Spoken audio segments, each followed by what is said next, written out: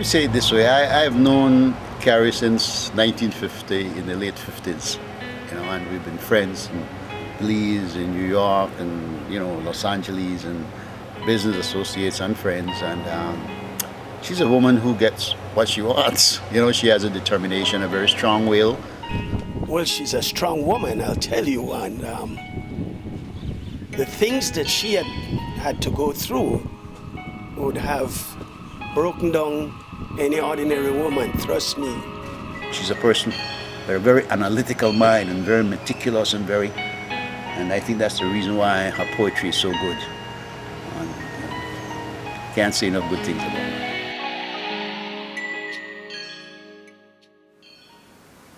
We're here with Miss Carrie Fairweather, a remarkable woman from humble beginnings who rose from being a young, abused wife of 7 children to becoming a college student, band manager, respiratory therapist, a successful businesswoman, entrepreneur, poet, and applauded actress in the first dramatic television series of Belize, No Matter What.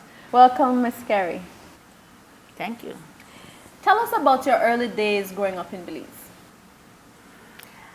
I was the last of 9 children. My mother was Esther Cadle, married Foreman to William Foreman. He was a fisherman. They lived in Dangriga. We had a very big house, a big yard. We had a lot of trees in the yard. Plum tree, mango tree, coconut trees. And most of the yards in Dangriga, the homes, had trees. They had all kinds of fruit trees and flowers, and Dangriga was really lush. It was a beautiful place to live. After I went to the States and I went back to Dangriga after Hattie and whatnot, it was devastating. The place seemed so barren. I stayed in a hotel and sat there and just bawled. I didn't just cry, I just bawled. It wasn't the Dangriga I had known or left. There were no trees, the yard was mud, clean, I would sweep it, but I didn't see flowers and all the beautification of what used to be. The soul of Belize is missing. Walking along the streets of Belize, I could feel something missing. I walk, and the more I walk, I just know something gone out of Belize. I sit down and try to figure it out, but for the life of me, I can't put my finger upon it. All I know is something precious gone out of Belize. As I walk along the street, I stop in disbelief. Who I see? But my ex-prime minister crossing picnic to safety.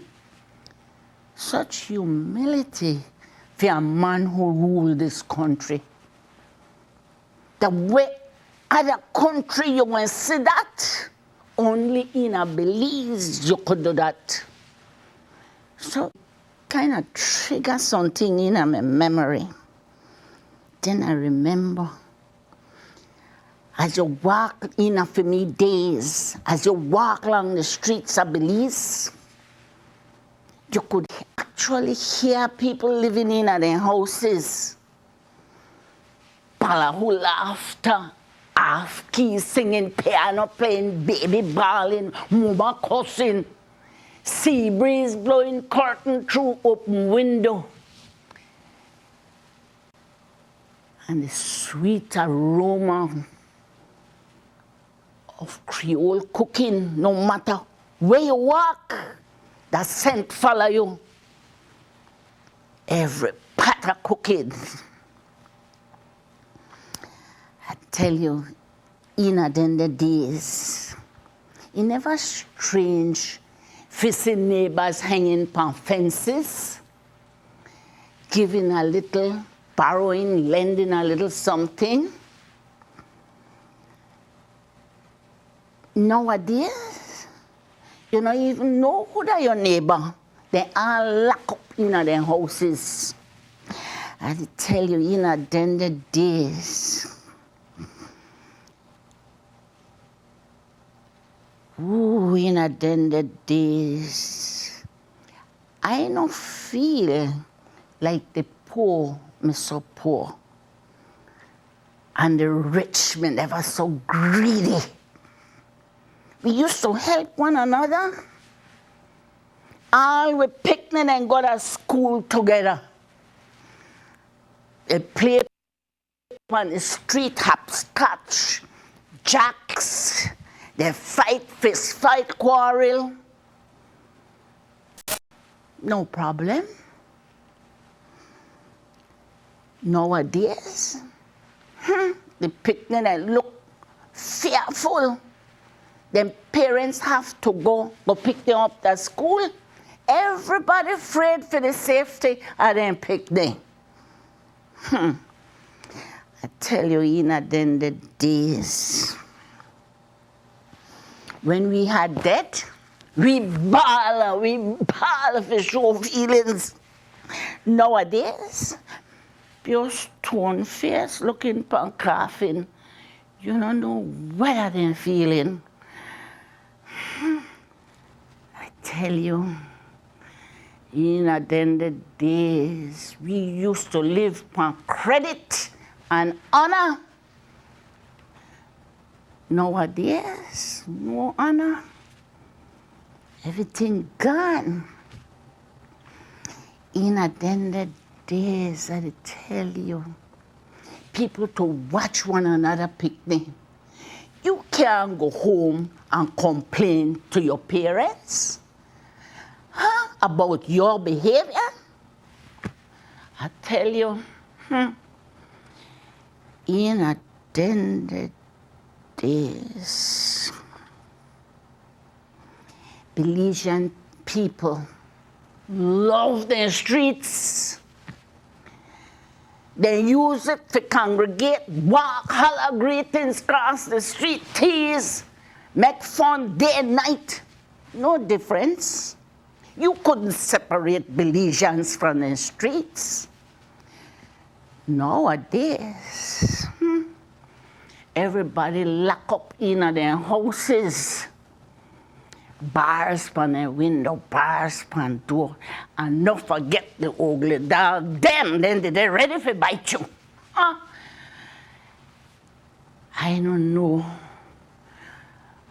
And I ask myself, who responsible for this disaster? In the days, we had respect for each other. We love one another. Now, people don't even say hello. They don't even look by you. And then it hit me. It hit me sudden. I say, now I know we're gone out of Belize. The soul of Belize is missing. Teardrops fall down my old tired cheeks as I sit down on the street of Belize and I bawl. And I bawl for my beloved Belize because gone forever is the soul of Belize. Tell us more about your mother and the role she played in shaping your life. My mother was very strict. I thought she was hard and cruel. And what most parents were, I thought they were competing on who could beat their kids the hardest or the longest or whatever, the most. Everybody was banging their kids away during that time. And I wasn't spared 1 inch of it. But however, looking back, and as I grew and had my own children, I realized that a lot of the things that she taught me has still remained with me and has sustained me through my lifetime. You have this poem called Reflections.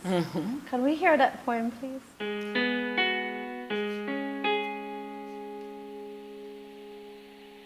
She stood 5 feet 4 inches tall, not more than 100 pounds, frail from hard labor, yet strong in her resolve. Her features sad, with eyes that had no laughter, and tears streaked down her narrow cheeks from day to day. This was my recollection. Sometimes I would hear her talking to herself while kneading bread and bun for a living. Sometimes I would listen to her conversation. If I may know, I know should I may do it. I know should I may gone there. I ought to stay home. If I may stay home, may go and left me. And from the pit of pain, I'd hear a tiny voice singing, "What a friend we have in Jesus." I said, "Mama, who are you talking to?" "Nobody, child. Just talking to myself." "What were you saying?" "Oh, nothing, child. I was just talking to myself." I saw the teardrops glistening down her cheeks, her sadness penetrating my youthful innocence. And I remember, oh, how I remember her hardships. At night, I would comb her hair upon request, raking the comb upon her scalp to bring her bliss. "Scratch here," she would say, "scratch there," until tired, she would fall asleep in her rocking chair. Her features small and narrow, with almost pointed chin. Her eyes was full and willowy. Her nose brought character to her countenance. Her skin was dark brown like chocolate, smooth, defying age, and everything about her was classic in every way. I remember her baking pot, 3 times her size and weight. Yet every day she lifted it upon the fire heart. Bread and bun in the morning, powder bun at noon, Johnny cake in the evening. All day long she stood in front of that baking pot, baking her life away. Her knees would sometimes buckle, yet she stood very firm in her resolve never to ask him for a penny, but to raise her children as best she could. He left her when she was 43 and I was only 4. He made a vow never to enter her home again. Her crime? She called him out of his sweetheart's house. And the torture she inflicted upon her own soul did wrench the heart of a small child who accidentally saw the naked pain from a broken heart. She never accepted my explanation that the husband she never had, for what kind of a man would leave his wife with little ones?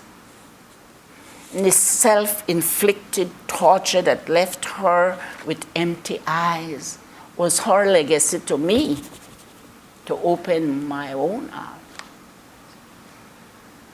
When she was ready to leave this earth, I asked God to give her the peace she never had and to rate her Esther Elizabeth Cady among his angels, for this was her just reward.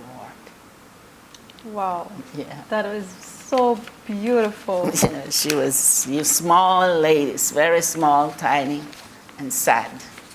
You married young. Tell us about that.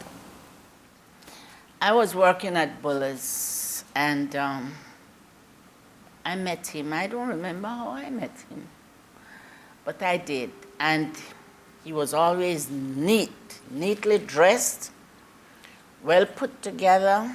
He had a bicycle. They used to tease him and say, whenever it rains, he doesn't ride his bicycle on the street. He would carry the bicycle. Did he really do that? I don't know. I guess maybe he did because he was so particular about that bicycle or whatever else he has. A very neat guy. And he was a carpenter. Okay. And every day he'd go and work. You see him working, building with his father. They are all builders. And I would walk along, going home and, see him. At this time you were how old? 17, 16, going on 17. Well, my mother didn't like this guy at all. She couldn't handle him. She didn't like him.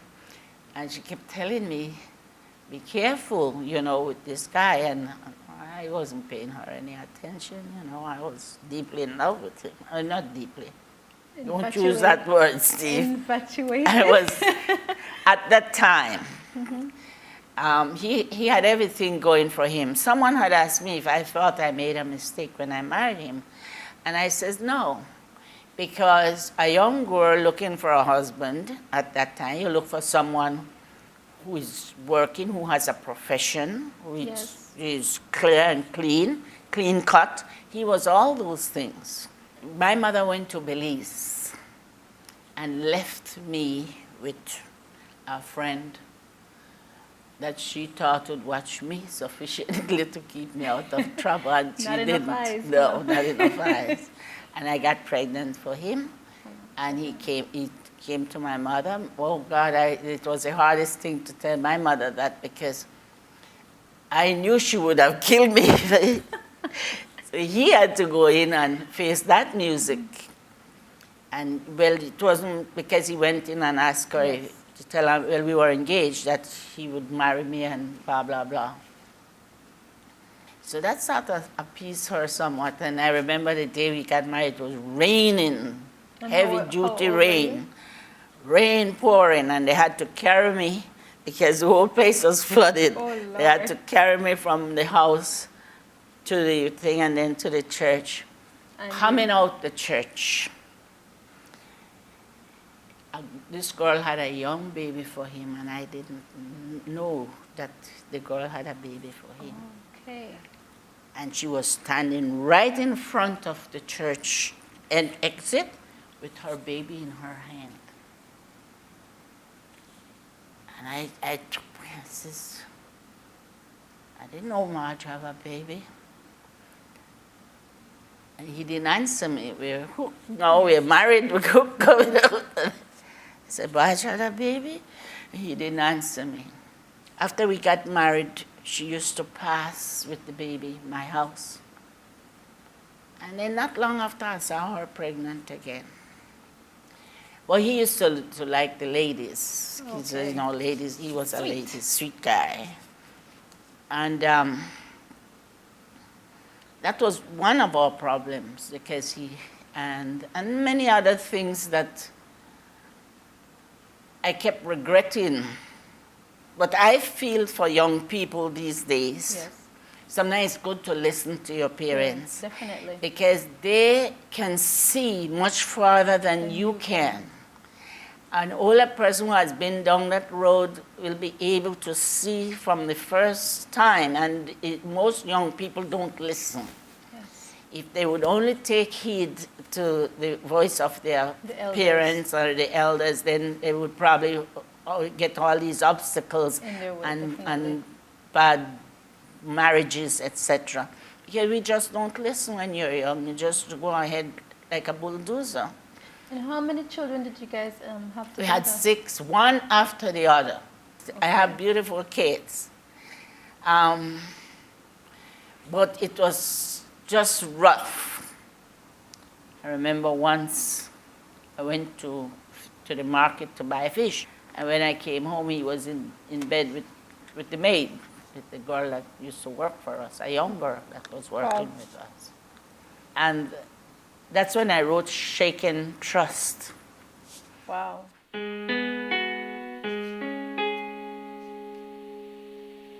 Entry to her bedroom, just that, a simple daily act. On the threshold stood she, pale, blank eyes, unable to move or speak. On her bed, 2 bodies gyrate in oneness, songs of ecstasy passed her ear, and she stood aghast. This is not I, not me. Something pierced her heart, draining the lifeblood from her veins. Unable to sustain herself, she crumbled. A young wife, mother, abused by the arrogance of her mate. Okay. She wrote that. What was a tragic event that prompted you to leave your children and go to the States? It's a long story, but the crux of it was that I couldn't do anything without his permission. Okay. All right? And I said to him one day, let's open a restaurant because this place was available. We borrowed $150, and I was only 18 Okay. when we opened a restaurant named Cara's. And a guy came into the store. We were talking about gold, and he said, I have a gold chain. And I says, you always have this and have that gold chain. And he says, I have it and I would sell it. I says, you say yes. So he said he'd sell me the chain. So he went and got the chain. But it was a child's chain, Okay. a little chain. So I said, oh, this will fit my eldest child. And he says, well, how much is it? And he told me. But I didn't have the money because I had to be hiding. Okay. So when he showed me the chain, I got the chain from him, I put it in a thing, and I hid it behind one of the candy jar. So he wouldn't see it, because if he knew I was buying chain, that would be another story. Mm-hmm. He was so cheap. Anyway, he came in one Sunday morning, we were there, and he came in to help, and the guy stepped in. He used to sell the lottery, and he wanted his money for the chain, but I couldn't tell him that I was buying. So he asked me. He went to do something, he found the chain, and he said, where did you get this chain? And I didn't answer him. He says, I'm talking to you, where did you get this chain? And I said, I bought it. Who did you buy it from? I didn't answer. I just kept serving. We were serving people and so. And some people were in the restaurant. The guy was leaning on the thing there, was waiting to see if I'll get it. And then I said, I bought it from Philip finally because he was harassing. And he says, well, give it back to Philip. Give back Philip the chain. And I refused to give back Philip the chain because, I bought it. I'm a bigger man, I'm working, I'm running this restaurant, and here you are to give back, like a child. So I just stood up, and at that point, I just stood up. Rebel. Yeah. And he pulled back child, and he lifted his foot, and he kicked me in my stomach, and I fell. No. That's right, and I fell. And when I fell, he lifted it again, and he pulled it back, and then I got up.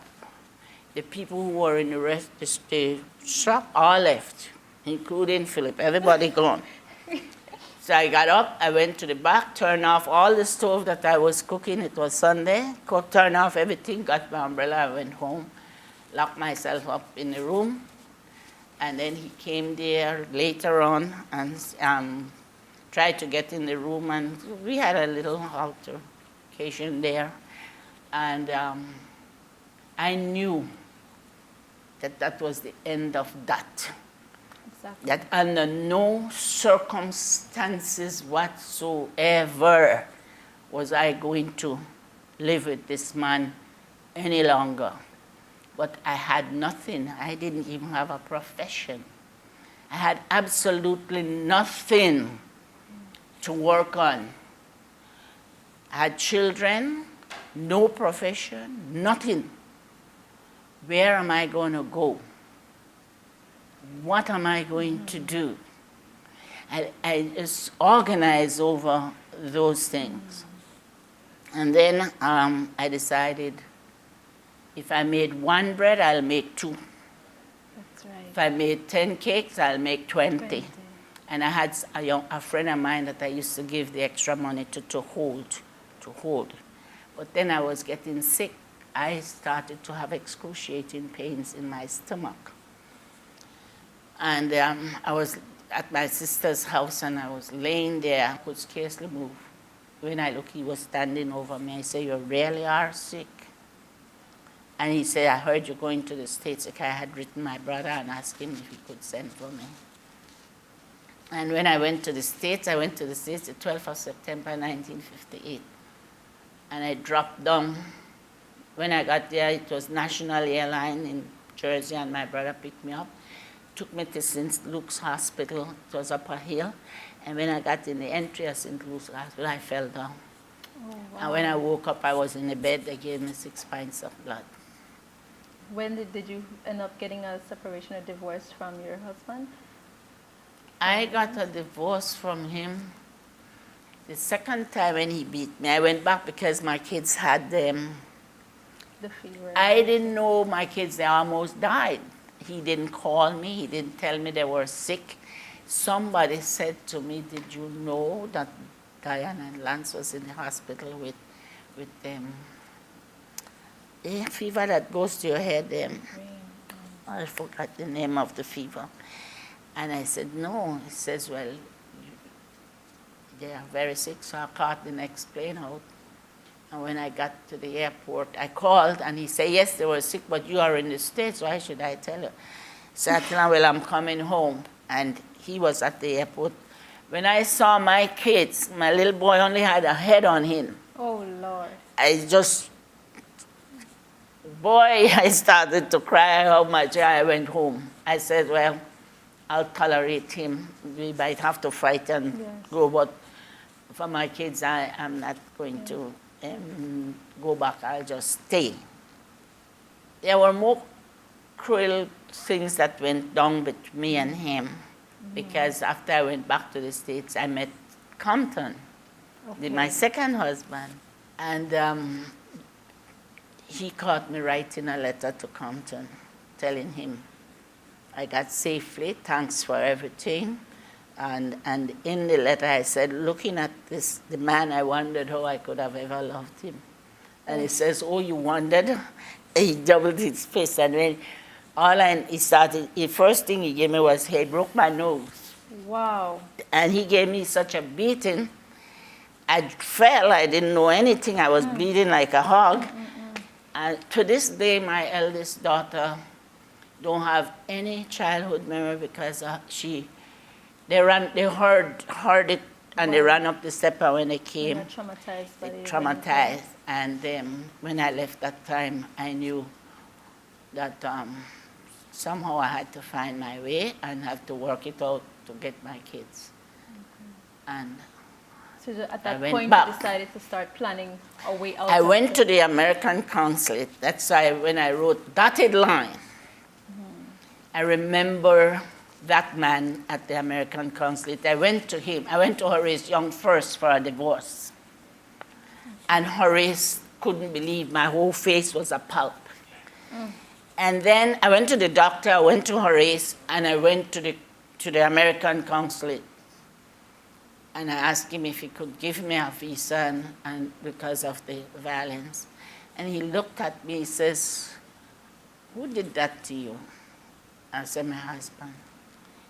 "He did that to you?" I said, "Yes, sir." He said, "Go and get your passport." And I went home and got my passport, and I handed it to him. He stamped me in. He said, find your way. He said, find your way.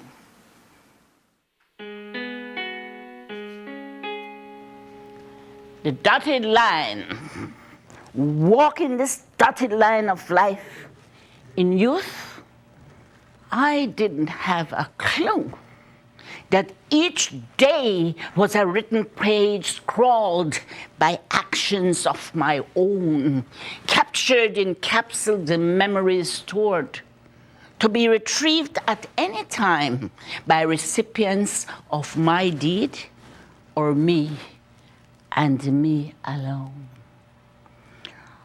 On the dotted line of life, the inner voice would often say, it is wrong to write this page.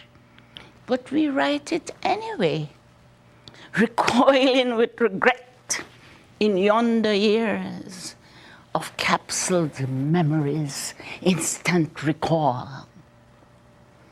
Standing in limbo on the dotted line, afraid to write another page.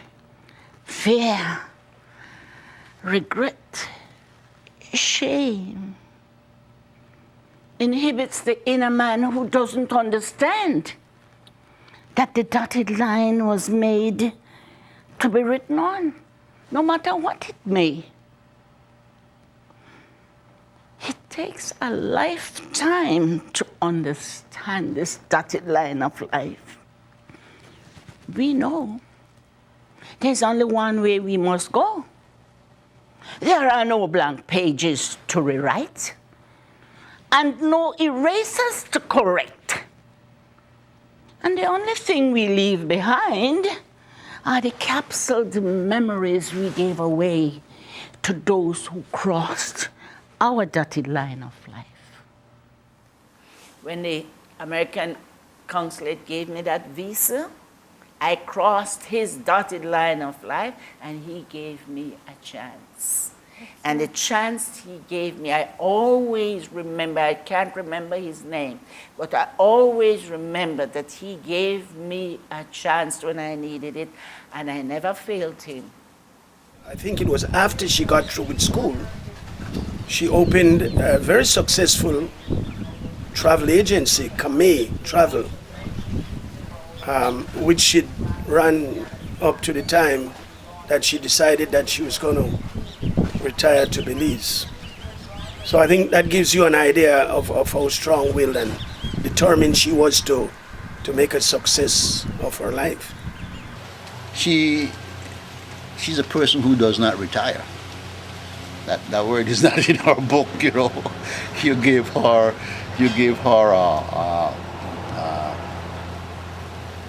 an inch and she's going a mile on an, you know, with a project, with an idea. You eventually remarried and went back to school. What were your days like as a wife, student, and mother now of 6 children? I didn't remarry right away. I was working. At that time, I didn't know why Compton would want to be with me because I had 6 children. I was a woman with 6 children. Yes. He would be the only one to say why he cared so much. I personally feel that maybe he saw that I was undaunted and I was a hard worker, and I asked no one for nothing, and I took care of my kids, and I think he admired those qualities in me, and he probably felt sorry for me, but he was good to me. Okay. And when I got pregnant for him, then that's when he married to me. I guess the honorable thing to do was to marry me, and I had his child. And I always work. I never left the burden of my children on him. I always worked, made good money, and I usually give it to him, let him run it, because he was able to manage money better. And plus, they were my kids. Yeah. And so I didn't leave that burden on him. You end up educating yourself? You went to school and... If I tell you my schedule when I went to school, I would get up in the morning at 7, see my children off to school, make breakfast for them, see them off to school, and then I go to either school or work. But so now I have an 8 o'clock class or an 8:30, I go to school. After school, I had a little job down the street that was making. I was doing like nursing, what most people do, nurse the elderly. Yes. I leave from school, go there, work whatever hours I can, go back for my classes, finish in time to catch that train home, go home, cook. When I finish cooking and feeding my kids, I have a table and all of us sit around there and do homework. It's homework time. I did their homework, made sure they go to bed. And then after everything is washed, I would sit down and do my homework. And I had a straight A. I graduated from Manhattan Community College with a 3.80 average. Wow. And then I went to Long Island University for a long time. I almost graduated. I just needed a few more credits, but then other things came into me. Right. After I finished school, I went looking for jobs, but I got a couple of them that I didn't really want. And so I went to this guy, Harold Zaitchik, a Jewish guy, looked like Dickie Bradley. All right. With curly hair, narrow cheeks, narrow features, just like Dickie, very vibrant. And he gave me a test, and of course I passed the test. He gave me an oral test, and I passed the test. And then he said, well, you know, we can't hire women because we have tanks. You have to push these oxygen tanks. Okay. And I says, I can push oxygen tanks. It's nothing to push. He says, well, I'm not ready yet. We don't have an opening, blah, blah, blah. Call me in a week. Okay. So I said, sure. So I went home, and 1 week on the dot, I called him and said, my God, it's 1 week. I said, just said, call you in a week. He says, well, I still can't hire you as yet, but call me in 2 weeks. I says, okay. So I was looking around, no jobs, so I called him on 2 weeks on the dot. I called him. I said, Mr. Zaitchik, this is Carrie Fairweather. He says, you really want to work with me? Why? I says, because you have the best department in New York, and I want to work with you because I want to learn from you. He said, that's a good reason. Definitely. He says, okay, come in on Monday. Boy, when I landed my job, I felt, oh. So I worked in emergency room taking care of very critically ill patients. I work in ICU. I work with newborn infants, the little babies that are 1 pound or 2 pounds, less than a pound. And we used to keep them on ventilators. And we have to watch them like, you can't even move to drink. You have to drink on well, because a little speck of mucus would choke, they turn blue and choke them to death. I work with newborns, and then I moved on. Everywhere Mr. Zaitchik went, he took me. He taught me everything he knew. I learned to intubate, to everything I did. I enjoyed working at Brooklyn Jewish. Brookdale Hospital. But there was a guy there, a Trinidadian guy, that was brilliant. So he got the job as the head of Brooklyn Jewish Department at Brooklyn Jewish Hospital from Brookdale. Okay. And this was a Trinidadian guy. He moved to Brooklyn Jewish, and he offered me the position as assistant director with much more money. Oh. Hell, I went like that. I was out of there. By this time, I had a lot of experience. I worked at Brookdale Hospital for like a year and a half, and then I went to Brooklyn Jewish. Okay.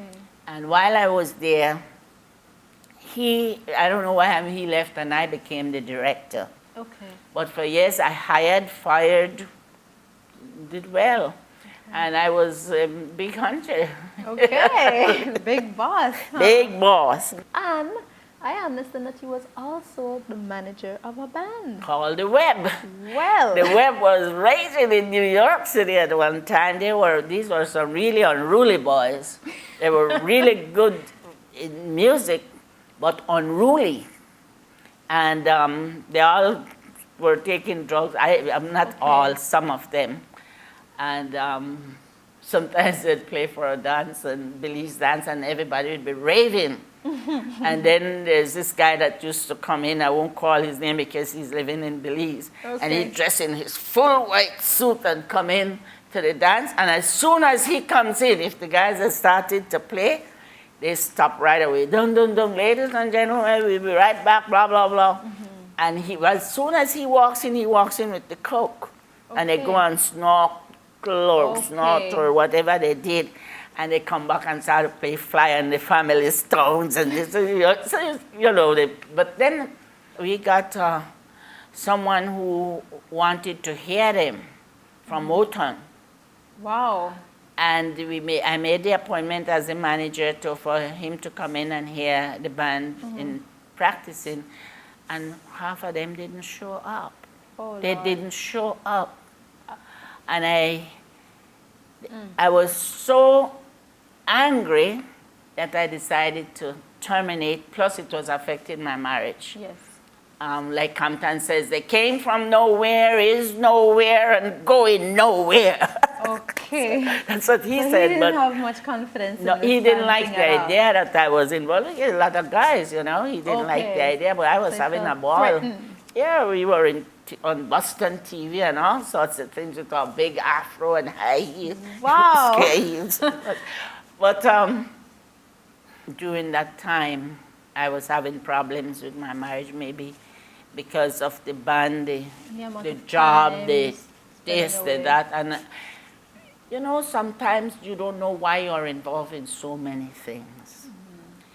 But it was just seeking, looking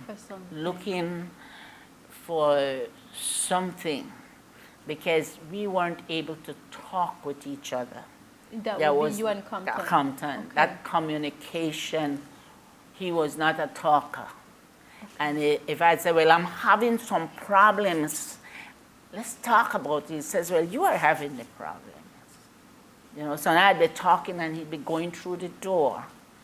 And he's still like that. And that would irk the daylights out of me. We need to sit Definitely. down and talk. Yes. And we just could not get that, just couldn't talk, and everything was inside. Just building up, and he refused to talk about anything. And now Compton is still like that.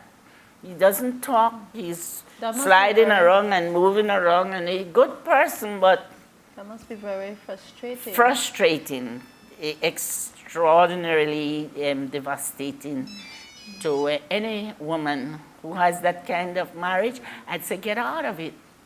Because you as a person has ambition.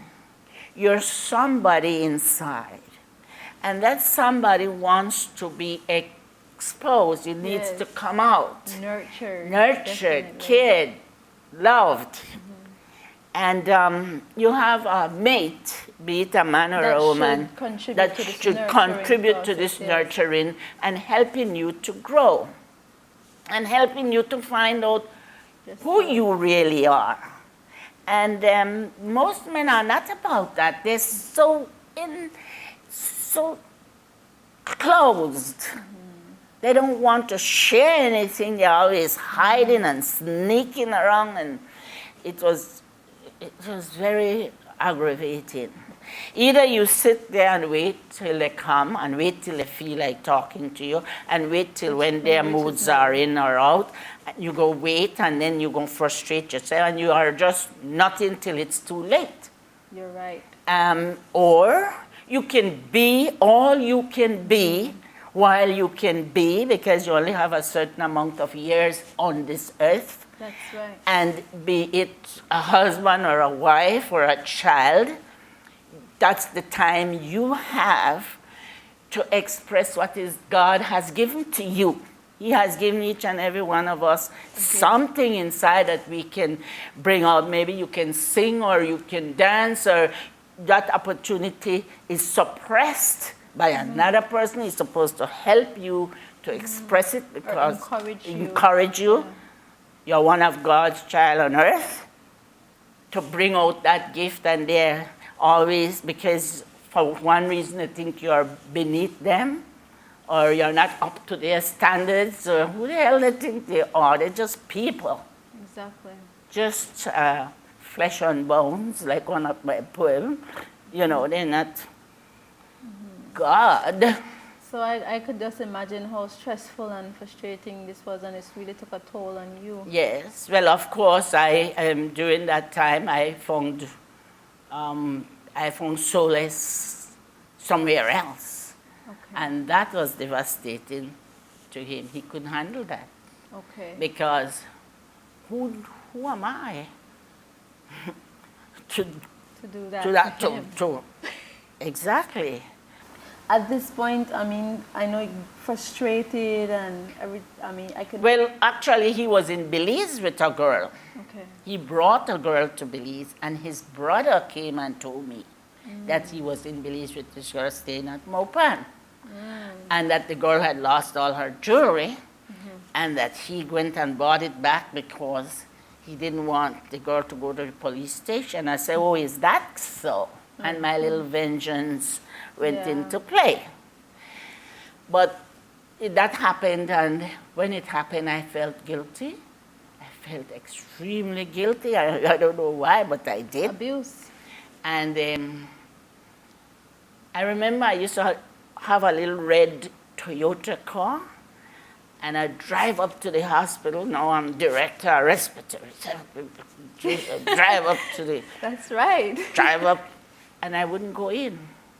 I would not go in. I would just stay in the car and look, and I just couldn't go in. And I couldn't understand it. And I remember one day I was talking to him and I was telling him, I says, I feel like the yolk of an egg, like I'm inside of an egg, like an egg, and you feel like coming out, but like there's so much pressure that you can't come out. Stifled, yeah. Stifled. And he said, well, yeah. But none of us understood what was happening to me at that time. I was going through changes, and I was going through depression. Anyway, he got pissed off, and one of my sons tell me, he says, Ma, you better move up because he's going to kill you, because I was having an affair with this little young guy, right? But in the final analysis, he is the one that saved me from actually taking my life, because I moved out, mainly from guilt, not for any reason but the guilt and the feeling that I had no character, because I felt one part of me saying, you should stand up and tell him and then move out and do what you want to do, instead of playing around and living in the same house. Be the woman. I feel that wasn't being the man. I'll be the woman. So I moved on and went to stay. But by this time I was already in depression. Deep depression. I was already in deep depression. And I was staying with one of my daughters, and I saw the sun come up and go down. No sleep, just putting the pieces together. I was already in depression. And one of my daughters had gone to California and left me in her apartment. And I'm in there by myself. And I'm looking at myself and I'm saying, I'm worthless. You have no character. You did this, that. I mean, like, same thing my mother, except that she didn't do anything about it. She just punished herself. Her own self. And here I was doing the exact same thing. And why 2 marriages? Why? And I says, but and then my children, I probably embarrassed them and that and this. So I says, I'll just take my life. Wow. it's easier Wow, that way. it came to that Done. point. Yeah. Right. So I locked up all the windows, the doors, turned on the stove. Of course, if gas is coming out the stove, the thing, everything, and I'm laying there waiting. And the phone rang, and it was him. It was Compton. It was him, and he said, "What are you doing?" And I said, "Nothing." And he asked me something, almost as if he felt That she was doing. felt what I was about to do. And he talked to me for a while, and he said, wait a second, I'm coming back. And he was at work. And he gone, and then he came back to the phone. But I know everybody was talking about me, that I'm depressed, that I'm Yes. going crazy and this and that, but it was just depression, no? And then he came back to the phone, and he talked for a little while, and then I said to him, I gotta go. And he said, wait a second. I said, no, I gotta go. So I hung up the phone and went back. By this time, the apartment is flooding with gas. And not long after, I heard this banging on the door, the banging. I still wonder if he had ever called this doctor that was in love with one of my daughters. And he was a doctor, and I heard the door banging, bang, bang, bang, bang, bang, bang, bang, but I didn't want to get up. I didn't want to, but by then, they probably smelled the gas. And I didn't want to get up. And he was banging, and I heard songs out there like this. Anyway, finally I got up, and it was Orlando. He ran in and turned off the stove and gas and this and that. So I felt Compton may have called him. Because this was daytime. Anyway, he took me straight to the hospital. He didn't wait, took me straight to downstate medical psychiatric ward. And straight there he took me. And the doctor said they had to keep me in and watch me. They had someone watching me 24 hours. And that's when I wrote O Life of Life. O light of life and darkness filled with ignorance. Why was not this light of life revealed to me in youthful arrogance? Was my own soul unworthy of its own truth? That I, who walked along life's path for so long, was so wrong? So very wrong? Here, in the depth of self, construed to make me think that I am that which I am now, come forth in the latter part of a new spring. Too late to understand. Too late to put myself upon the stand for life interpretation. And so the winds within me grew strong and angry. And the waves came tumbling down, trees are stripped of fruit and glory. Then suddenly, all stood still.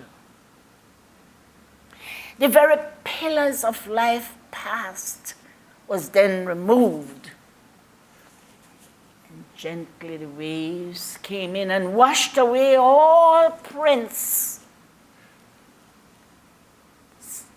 Wind came with a soft, caressing touch upon my soul. The skies got brighter than it ever did before, and nature smiled upon a child, now free for life's interpretation.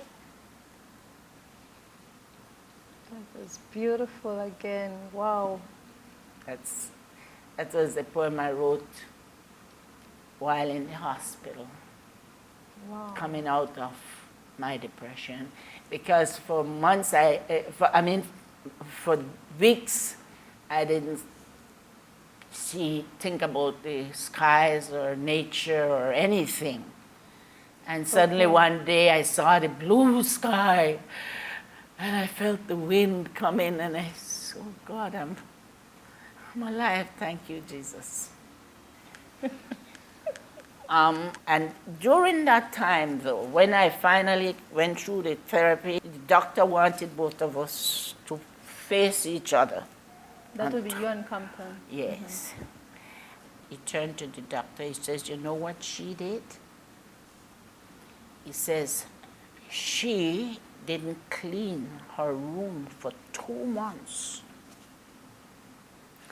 2 months. And I could prove it because I showed it to my friend.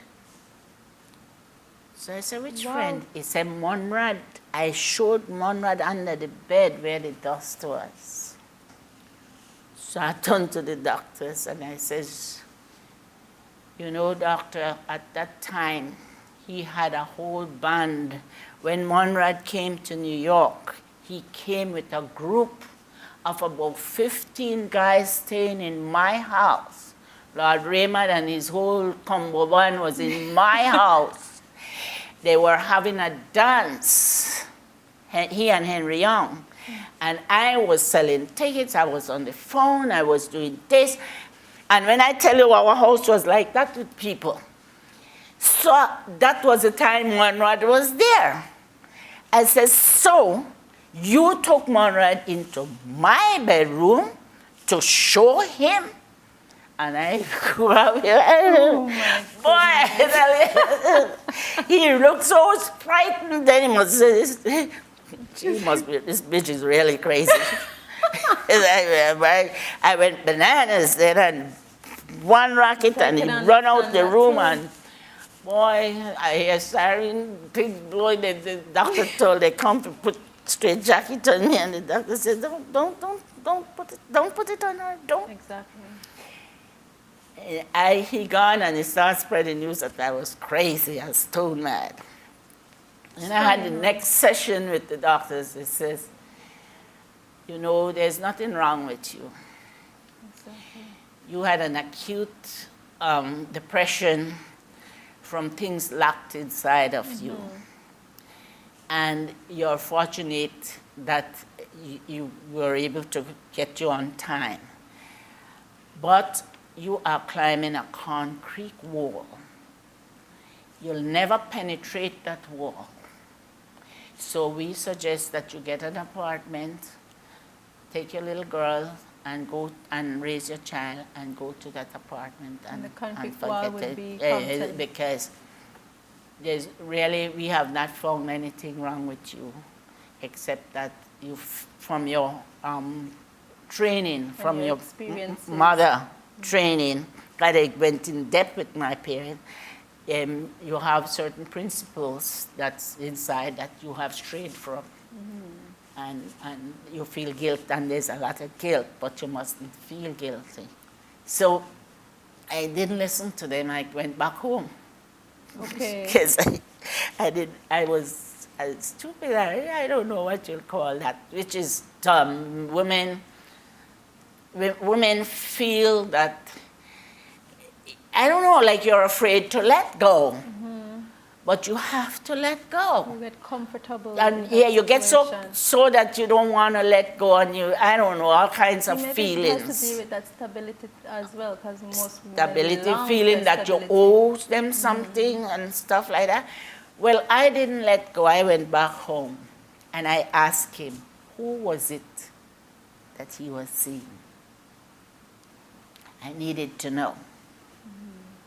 And he said, he told me who it was. I said, what? What?